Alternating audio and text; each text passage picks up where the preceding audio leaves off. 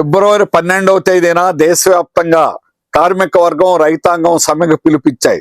ఎందుకు ఈ సమ్మె చేయాలి? ముఖ్యంగా కార్మిక వర్గం స్వాతంత్రం ముందు నుంచి సాధించుకున్నటువంటి చట్టాలన్నింటినీ కూడా రద్దు కాపాడుతున్నాయి. 29 చట్టాలు ఏకంగా ఒకేసారి రద్దు అవుతాయి. ఇందులో కీలకమైనటువంటి కార్మిక చట్టాలన్నీ కూడా ఉన్నాయి. కేంద్ర ప్రభుత్వం చట్టం అనే దానికి కూడా ఇష్టం లేకుండా లేబర్ కోడ్ ని మార్చారు. అట్లాగే ఇన్స్పెక్టర్ అనేటువంటి వాళ్ళు ఉండరు. చట్టాలన్నీ అమలు జరగాలంటే ఇన్స్పెక్టర్ అనేటువంటిది, ఇన్స్పెక్షన్ అనేటువంటిది, తనిఖీలు అనే పద్ధతి ఉంది. ఈ తనిఖీల పద్ధతి లేకపోతే ఒక్క చట్టం కూడా అమలు కాదు. అసలు ఇన్స్పెక్టర్ అనేవాడు లేకుండా ఫెసిలిటేటర్, సౌలభ్యం కలిగించేవాడు ఎవరికి? యాజమాన్యాలకి. ఆ విధంగా చట్టాలు, లేబర్ కోడ్లు మారడమే కాకుండా అసలు తనిఖీలే లేకుండా చేయడం వల్ల ఏ ఒక్క చట్టం కూడా అమలు అనేది కాదు. కాబట్టి యావత్ కార్మిక వర్గం స్వాతంత్రం ముందు నుంచి పోట్లాడి సాధించుకున్నటువంటి హక్కులన్నీ కూడా పోయి బానిసల్లాగా కట్టు బానిస విధానాన్ని అమలు చేయడానికి కార్పొరేట్లకు అమ్ముడు పోయి కేంద్ర ప్రభుత్వం తీసుకొచ్చినటువంటి లేబర్ కోడ్లు. అందుకని ఈ లేబర్ కోడ్లని ఆ నుంచి క్షా వరకు కూడా యావత్ కార్మిక వర్గం పోట్లాడాలి. ఇందులో ఒక్కటైనా కూడా కార్మిక వర్గానికి ఉపయోగపడేటువంటి అంశమే లేదు. నేను ఛాలెంజ్ చేస్తాను. ఈ రోజు కేంద్ర ప్రభుత్వం ప్రజల యొక్క డబ్బులతో పెద్ద ఎత్తున ప్రకటనలు చేస్తున్నాయి, ఇవి లాభకరమని. ఒక్క చట్టం ఇందులో ఒక్క అంశమైనా కూడా కార్మిక వర్గానికి ఉపయోగపడేది చూపించమనండి. గతంలో 7గురితో సంఘం రిజిస్ట్రేషన్ చేయించుకోవచ్చు. కానీ ఈ రోజు సంఘం రిజిస్ట్రేషన్ కావాలంటే 100 మంది అన్నా ఉండాలి, కనీసం 10% అన్నా ఉండాలి. ఆ విధంగా సంఘాలు పెట్టడమే సాధ్యం కానిటువంటి పరిస్థితి అనేటువంటిది ఏర్పడుతుంది. సమ్మె చేయడం అనేది, సమ్మె అనేది కార్మికుడు హక్కు. సమ్మె హక్కు అనేటువంటిది పోట్లాడి సాధించుకున్నటువంటిది పారిశ్రామికవాద చట్టంలో ఉంది. కానీ దీన్ని 14 రోజుల ముందే నోటీస్ ఇవ్వాలి. ఎవరివ్వాలి? గతంలో కేవలం అత్యవసర సర్వీసులు అనేవాళ్ళు, నీళ్లు, కరెంటు, ఇట్లాంటి ప్రధాన రోడ్డు, ఇలాంటి రంగాలు మాత్రమే. కానీ ఇప్పుడు ప్రతి ఒక్కడు సమ్మె చేయాలంటే 14 రోజుల ముందు నోటీస్ ఇవ్వాలి. నోటీస్ ఇచ్చిన వెంటనే దీన్ని లేబర్ అధికారి కన్సిలేషన్ లోకి అడ్మిట్ చేస్తారు. అంటే మీతో చర్చిస్తామని.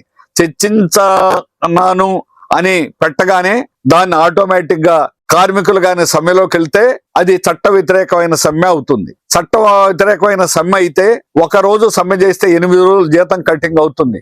నాయకుల్ని జైల్లో పెట్టచ్చు, జరిమానాలు విధించవచ్చు, యూనియన్ రికగ్నిషన్ రద్దు చేయొచ్చు, యూనియన్ రిజిస్ట్రేషన్ రద్దు చేయొచ్చు.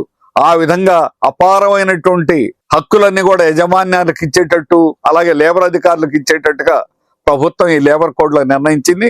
అంటే ఇక భవిష్యత్తులో సమ్మె చేయడమే సాధ్యం కాదు. అందుకని ఈ రోజు కానీ సమ్మె జయప్రదంగా రేపు ఫిబ్రవరి 12 జరగకపోతే యావత్ భవిష్యత్తులో సమ్మెలు చేయడమే సాధ్యం కాదు. ఈ రోజు చేయడం అనేది డూ ఆర్ డై. కార్మిక వర్గం తన మనుగడ నిలబెట్టుకోవాలంటే సమ్మె చేసి తప్పనిసరిగా తీరాలి. గతంలో సమ్మె లాంటిది కాదు ఇది. ఈ సమ్మెకి చాలా ప్రాధాన్యత అనేటువంటిది ఉన్నది. ఉన్న హక్కులన్నీ కూడా పూర్తిగా పోతాయి. ఈఎస్ఐ, పిఎఫ్, బోనస్ ఇవేవి కూడా కార్మిక వర్గంలో అత్యధిక మందికి వర్తించకుండానే లేబర్ కోడ్ లో మార్చేయడం అనేటువంటి జరిగింది.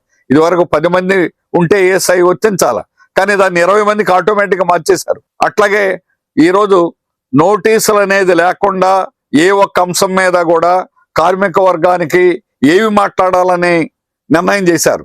దీనివల్ల రాబోయే కాలంలో ఆ అంశాలకు మాత్రమే బేరసారాలు ఆడే హక్కు ఉంటుంది.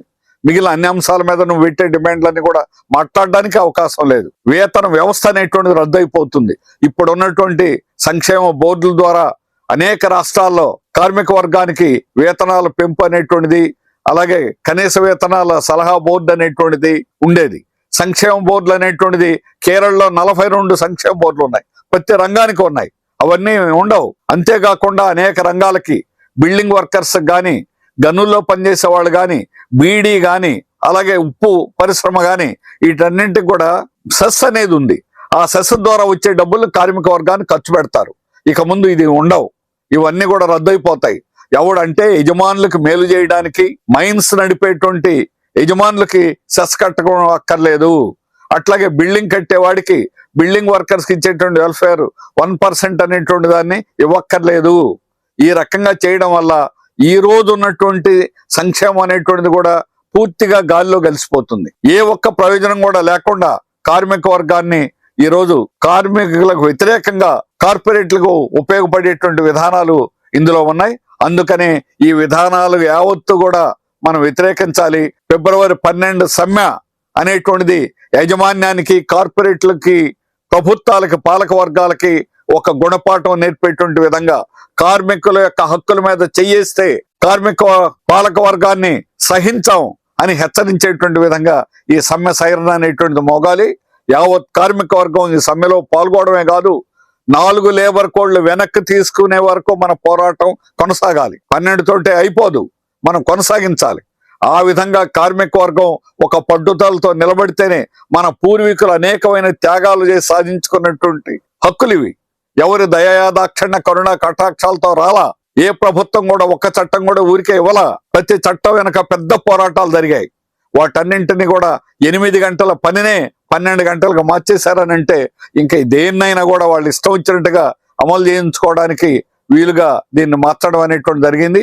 అందువల్ల ఇప్పటి వరకు కార్మిక వర్గానికి ఉన్న ఏ ఒక్క హక్కుని కూడా లేకుండా చేయడమే ఈ లేబర్ కోడ్ల యొక్క సారాంశం. కార్మిక చట్టాల్లో ఉన్నటువంటి సారాన్ని మొత్తాన్ని కూడా పిండి పీల్చి పిప్పి చేసి ఆ పిప్పినే లేబర్ కోడ్లుగా మనకు చూపిస్తా ఉన్నారు. అందువల్ల ఈ లేబర్ కోడ్ల వల్ల కార్మిక వర్గానికి తీవ్రమైనటువంటి హాని జరుగుతుంది. అందుకని ఫిబ్రవరి 12 సమ్మెని జయప్రదం చేయడానికి యావత్ కార్మిక వర్గం సంఘాలతో, ఏ సంఘాలనే దాంతో నిమిత్తం లేకుండా యావత్ కార్మిక వర్గం, రైతాంగం ఐక్యంగా ఈ పోరాటాలకు దిగాలని కార్మిక వర్గానికి, రైతాంగానికి పిలిపిస్తున్నాం.